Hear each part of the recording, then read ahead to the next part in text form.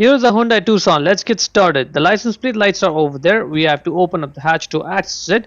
Now you'll need a small flathead screwdriver for this job. Put it right over there underneath the light and then pry the light out.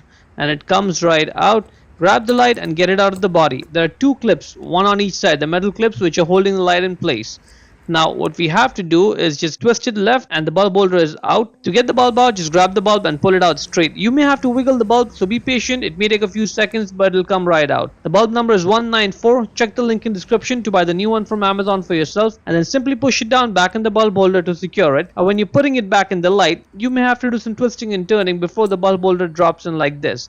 At this point, just twist your right to lock it. And now you see this curved edge over here. There's one curved edge on the body as well. It lines up. There's only one way the light goes back in, the way I'm showing. Just get it in and then push it in place, and now it's secure. Repeat the process for the other light. Same thing, push it out from the inner edge and it comes right out. Twist the bulb holder left and it's out.